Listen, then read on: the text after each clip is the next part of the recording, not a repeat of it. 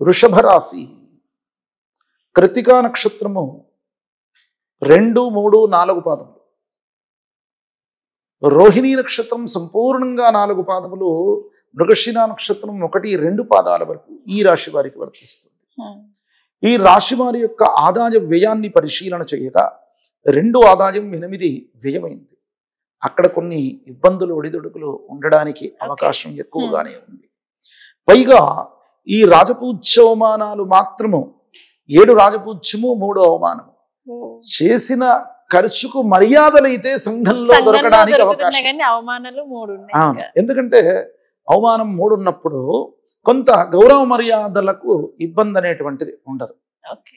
అయినప్పటికీ బృహస్పతి ఇన్ని రోజులు వ్యయంలో ఉన్నాడు. తర్వాత జన్మంలో వచ్చే బృహస్పతి రాజ్యస్థానంలో శనైశ్వరుడు ఉన్నాడు. కొన్ని విధమైనటువంటి ఇబ్బందులు ఉండడానికి అవకాశం ఉంటుంది. అప్పులు ఇవ్వడం పనికిరాదు. వీరు ముఖ్యంగా చేయాల్సిన ఈ వృషభ రాశి వారు ఈ సంవత్సరం అప్పిస్తే మీరు దానం ఇచ్చామని అనుకోండి, తిరిగి రాదు. ఇక మీరు తూర్పుకు తెలిసి తిరిగి నమస్కారం చేయడం చాలా మంచిది.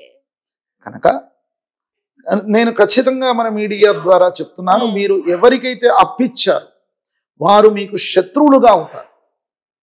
మీరు ఏదో మిత్రులని సహాయం చేయబోతే శత్రుత్వాన్ని కొని తీసుకొచ్చుకున్నట్టే.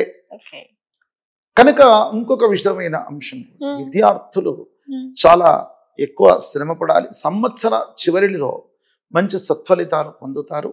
ఈ రాశిలో ఉన్నటువంటి వారు విదేశ గమనం కంటే కూడా భరతఖండంలో ఉండడం చాలా మంచిది. విదేశీ ప్రయాణం కన్నా ఇక్కడ ఉండడమే. ఇప్పుడు మన మోడీ గారి యొక్క అనుగ్రహం చేత, అంటే వారు చేసే ధర్మ ప్రవృత్తి చేత, ధర్మరాజు కదా ఆయన, కనుక అట్లాంటి వారు మనం పరిపాలన చేస్తూ ఉన్నారు. కనుక మన భరతఖండంలో ఎక్కువ ఆపర్చునిటీస్ వస్తాయి. ఈ వృషభ రాశి వారికి అయితే ఇంకా ఎక్కువగా అట్లాంటి లబ్ధి పొందుతారు అనేది ఖచ్చితంగా మన మీడియా ద్వారా చెప్తున్నాను. మీరు విదేశం వెళ్ళాలి అనుకుంటే మానుకోండి. చూడండి, మీరు విదేశాన్ని, మన దేశాన్ని వదిలిపెట్టి వెళ్తే మీకు ఇబ్బందులు తప్పవు. అదే మన దేశంలో ఉంటే చాలా అద్భుత సత్ఫలితాలు పొందుతారు.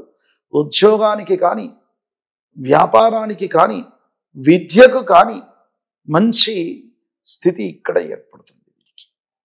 బయట నమ్ముకుంటే మాత్రం చెప్పాను కదా, ఇబ్బందులు కొని తీసుకొచ్చుకున్నట్టే.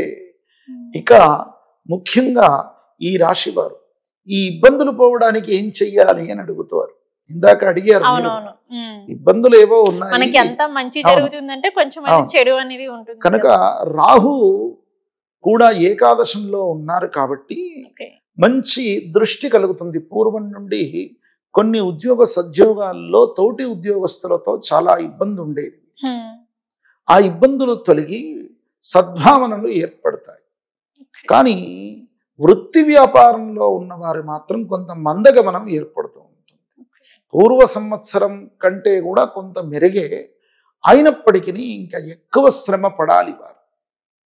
ఈ రాశి వారు ఈ సంవత్సరము చేయాల్సినటువంటి దేవతారాధన, దక్షిణామూర్తి ఆరాధన చెయ్యండి. గురవే సర్వలోకానాం విషజే భవరోగినాం నిధజే సర్వ విద్యానాం దక్షిణామూర్తయే నమః అని దక్షిణామూర్తి ఆరాధన చేయడం చేత చాలా శుభాలు కలుగుతాయి.